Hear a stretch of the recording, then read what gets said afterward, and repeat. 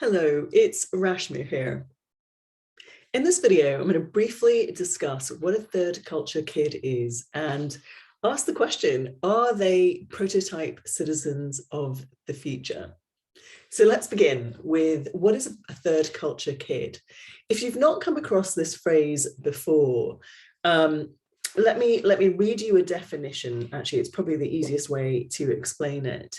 And this is developed by David Pollock, one of the authors of this book, Third Culture Kids, which I highly recommend if you resonate with this definition or have children or maybe are managing people that resonate with this definition. It'll give you a lot of insight. So the definition is this: a third culture kid, or TCK, as we're known, is a person who has spent a significant part of his or her developmental years outside the parent's culture. The TCK frequently builds relationships to all of the cultures while not having full ownership in any. Although elements from each culture may be assimilated into the TCK's life experience, the sense of belonging is in relationship to others of a similar background. So I would describe myself as a TCK, or a third culture kid. And I stumbled across this phrase when I was about 20 or 21. I was volunteering in India and met many other people with similar sort of cross-cultural backgrounds to myself. And I was struck that I felt I had more in common with them and had more of a sense of belonging with them than I did in any other culture that I had lived in or experienced at that point. And at that point in my life, I'd had experiences of three cultures: my South Asian culture, the African country that I was born in and spent my childhood in, and the UK, Scotland, and London in particular at that time.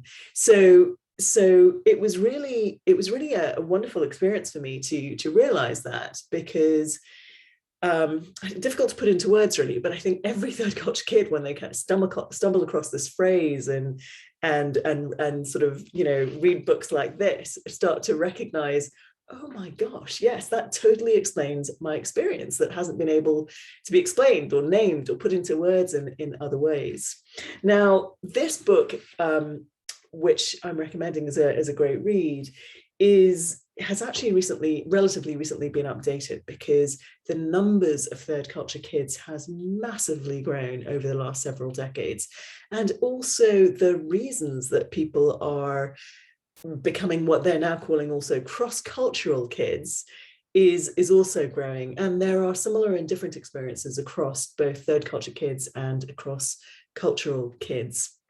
One of the things that I think is incredibly interesting about third culture kids and cross-cultural kids is they have certain skills and abilities that they've developed early in life, in childhood, to enable them to adapt, to connect, to understand the different places and contexts that they found themselves in.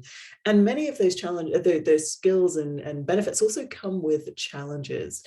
So just to give you an example of a couple, you know, third culture kids, cross-cultural kids often have great empathy and have a much expanded worldview, because they've lived in different places, they've experienced different cultures and peoples.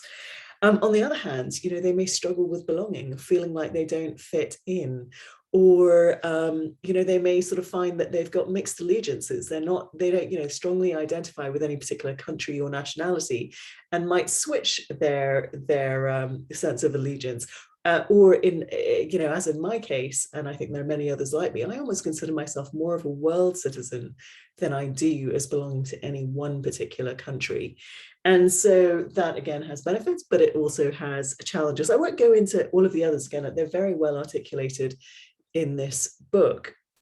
But the thing that I do want to briefly explore is the implications of the growing numbers of third culture kids, and this question of whether they are prototype citizens of the future. Now, that's not my phrase. That idea, and this is referenced in the book as well, was put forward by Dr. Ted Ward in the 80s, who was a sociologist. And I think it was actually very far-sighted and quite precipient, because they, you know, third culture kids and cross-cultural kids have very different perspectives and allegiances, I think in many ways, with the proper encouragement and nurturing and development, they are set up to be phenomenal leaders of the future, able to lead people through change, able to see and think differently, able to blend and bring people together and bridge between cultures.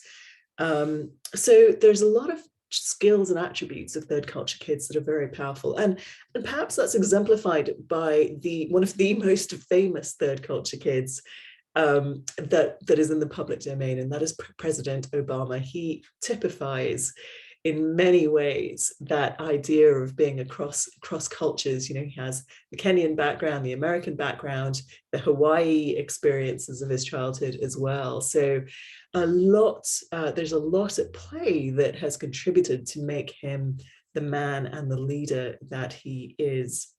And so just imagine a world in which more third culture kids were able to develop their leadership ability, were able to make the difference that they are here to uniquely make. It could be just what we need at this point in human history. So that's it from me on third culture kids. Again, if you have kids that fall into this category, or if you know people that fall into this category, I highly recommend this book, Third Culture Kid. It's a very good read and will give you a lot more detail and ideas and insights that might be useful for you. If you like this video, please press like. It really helps other people see it and spread the word about what I'm doing here on YouTube. Brilliant. Thanks very much, and I'll see you in the next video.